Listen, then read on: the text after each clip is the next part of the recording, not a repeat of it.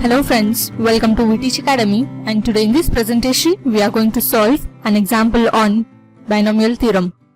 So here, let us say if n is a positive integer and x is any non-zero real number, then we have to prove that c0 plus c1 into x by 2 plus c2 into x squared divided by 3 plus so on plus cn into x power n divided by n plus 1 is equal to 1 plus x whole power n plus 1 minus 1 divided by n plus 1 into x.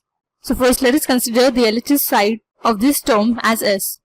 And now by multiplying here x on the both sides, we get here x into s is equal to x into c0 plus c1 into x divided by 2 plus c2 into x square into x divided by 3 plus so on plus cn into x power n into x divided by n plus 1. And now here let us multiply n plus 1 on both sides of this equation. So on multiplying we get n plus 1 into x into s is equal to n plus 1 c0 into x plus n plus 1 c1 into x square divided by 2 plus n plus 1 c2 into x square into x would be here x cube divided by 3 plus so on n plus 1 into cn, and here we observe that the bases are equal, so on adding the powers of n we get x power n plus 1 divided by n plus 1. So now let us write n plus 1 as n plus 1 divided by 1 so that the value becomes unchanged, c0 into x plus, and now here in the second term let us write this as n plus 1 divided by 2 c1 into x square plus n plus 1 divided by 3 into c2 into x cube plus so on n plus 1 divided by n plus 1 cn into x power n plus 1. And now here we can use the formula n plus 1 divided by r plus 1 into cr is equal to n plus 1 c r plus 1. So now let us apply this formula to find the binomial coefficients of this expression. So first let us find the value of the first binomial coefficient, which is n plus 1 divided by 1 c0. So here by comparing this with this formula, we get the r value as 0. So let us write this in the form of formula. We get n plus 1 c0 plus 1. And here in the second term we have the binomial coefficient as n plus 1 divided by 2 c1. So by comparing this we get the r value as 1.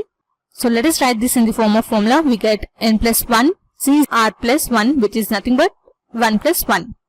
So this would come as here n plus 1 c2. And now let us apply the formula for the third binomial coefficient, which is n plus 1 divided by 3 c2. So here we have the r value as 2.